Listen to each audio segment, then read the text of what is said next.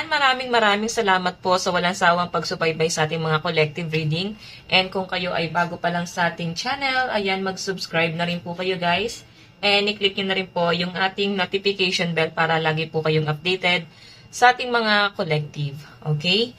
So, sa mga nagtatanong naman about private reading, iiwan ko na lang guys yung link sa atin pong description box. So, tingnan natin.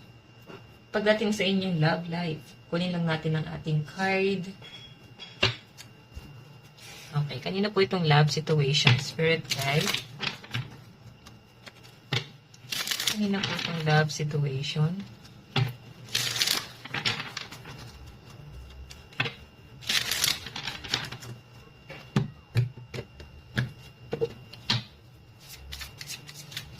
Kanina po itong love situation. Okay, so guys, meron tayong rejected. Oh, 10 of mirrors. Siguro guys, maring na-reject ka. Reject ka ng person mo. Tignan natin ha, bakit? So, maring naramdaman nyo to guys, itong mga nakaraan, parang piling nyo rejected kayo, parang piling nyo hindi ka belong sa isang sitwasyon. Ganon. Or parang piling mo kakaiba yung sitwasyon na meron ka. Kakaiba yung love life na meron ka. Okay, so tignan natin. Meron tayong galimo. Limousine. Okay, so kunin natin. Kanina po itong love situation, spirit guide. So, alam mo, maaring ang nangyari sa relationship nyo, may nanira. Gossip may chismis.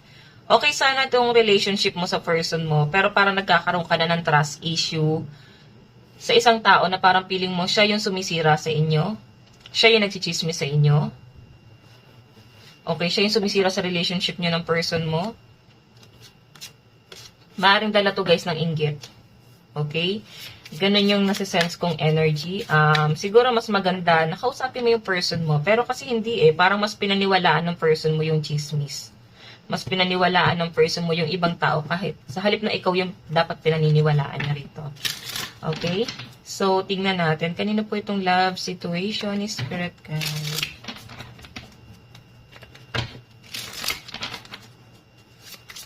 Kanina po itong love situation. For the right reason. Okay. So, alam nyo guys, mas pinipili pa rin ng iba sa inyo na ilaban itong relationship na to. Sabi natin, yes, pinaniniwalaan ng person mo yung sabi-sabi ng iba, paninira ng iba, siguro biyanan yung naninira or kaibigan. Pero kung kayo ay may anak ng person mo, mas pinipili ng person mo na magstay dahil may anak kayo. Okay, or pwedeng kababata ka niya, baka mas matanda sa inyo, mas bata ka. Nakikita ko rito guys na para bang ang dami ng issue, ang dami ng sumisira nitong relationship na to, pero nandun sa point na minsan nagiging marupok na rin yung person mo Parang gusto na rin niyang paniwalaan or pakinggan yung sabi-sabi nga nung iba. Pero ito nga guys, no, meron siyang matinding dahilan kung bakit parang mas pinipili pa rin niyang i-work out itong relationship niyo. Okay? Sabi na natin yes. Nung una, nakikita ko na parang ilang beses din kayo nagkaroon ng, on and off kayo ng person mo Pero parang nabuo siya ulit Nagkaroon ulit kayo ng second chance na ayusin itong relationship na to. Or baka single dad or single mom itong person mo. So, tignan natin. Okay, wait lang guys. Lumalabo na yung mata ko. Okay, love situation po. Spirit guide, love situation. So, meron po tayong, di ba? Okay, nakakapang-init talaga ng ulo yung mga naninira sa inyo, no? Meron kang gustong sumalngalin dito. Meron kang gustong awayin. Siguro may ibang taong involved dito. Pilit sinisira itong relationship ng person mo. Pero yung person mo kasi bumabalik pa rin sa'yo Ikaw pa rin yung pinipili niya Okay?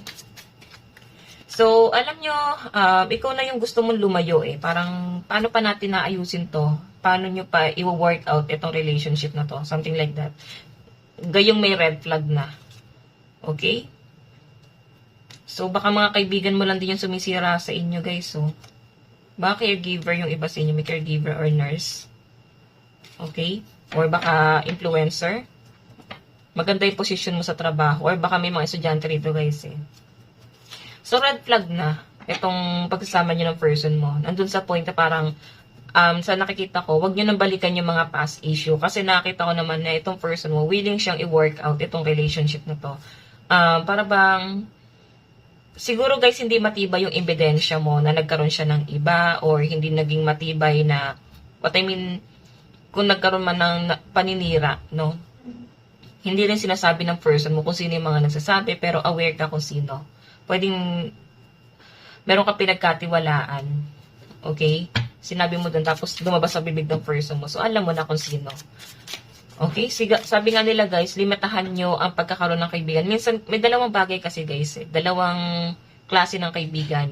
Yung isa dyan guys, tama. Yung isa naman, okay naman yung relationship mo, pero sila yung sumisira din ng mga kaligayahan mo dahil sa inggit. Okay? Pag ganyan kasi guys, hindi na nakakatuwa eh. May mga naiinggit sa friendship na para bang sila mismo gusto nila magkaroon ka ng, alam mo, lumagapa ka ng sobra. So, pipiliin mo yung mga kaibigan. Minsan yung advice ng mga kaibigan ang sisira sa inyo, sa inyo ng person mo, kung wala naman talagang matinding, matinding ugat. Di ba? Yung malalim na dahilan para sirain tong relationship na to. I think nakakita ko puro inggit to guys. May mga chismis. Tignan pa natin. 2-on-1, no? Ibig sabihin, marami kang nakakaaway. Maraming naiinis sa inyo. Maraming naiinggit sa inyo.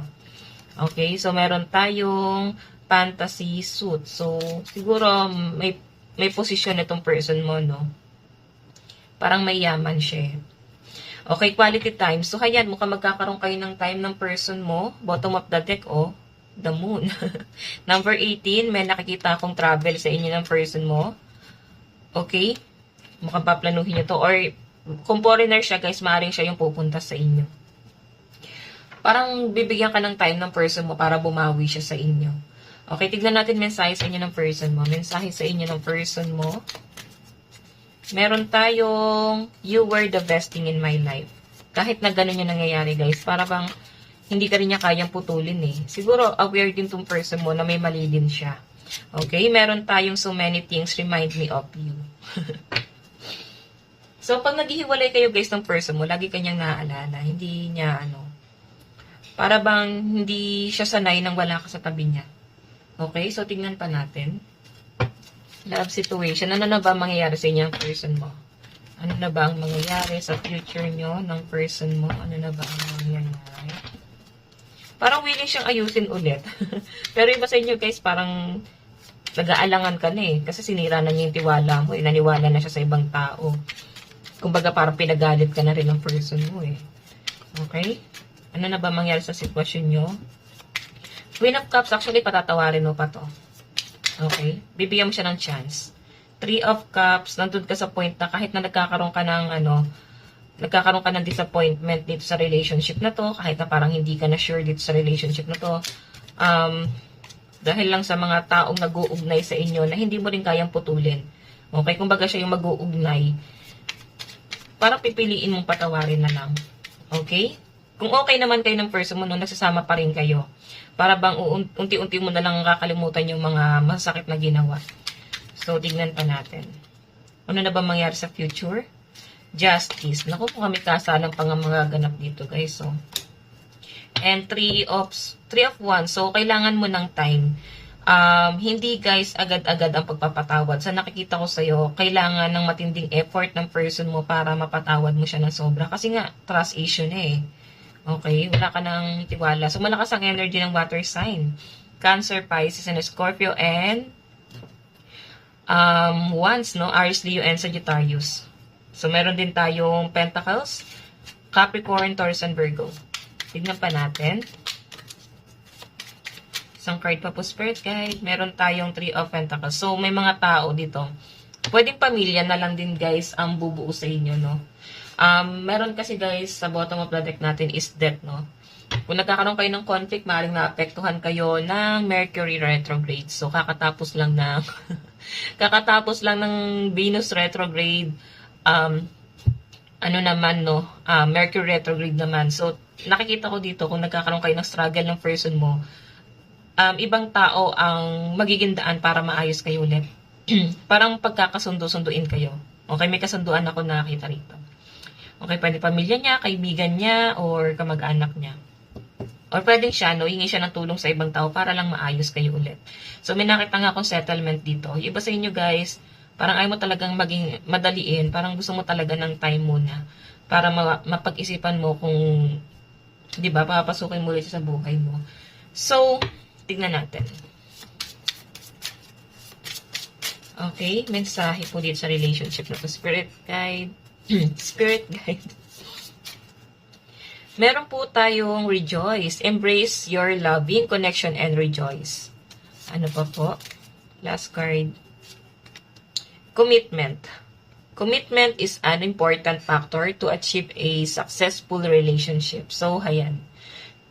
Siguro guys, kailangan nyo ng higher commitment dito sa relationship na to. Kailangan i-value nyo pa yung isa't isa. Siguro ikaw kasi hindi mo na mabalyo yung person mo sa dami ng ginawa sa inyo. Pero iba sa inyo guys, maaaring walang label. Wala pang label ngayon. Siguro, nito lang mga nakaraan, nagkaroon kayo ng tampuhan, pag-aaway, parang feeling mo hindi kanya sinuportahan. So, para maayos to guys, baka kailangan bigyan mo siya ng chance. Ay no, commitment is an important factor to achieve a successful relationship. So, normal yan guys, lalo ngayong Mercury retrograde, no? Madaming issue.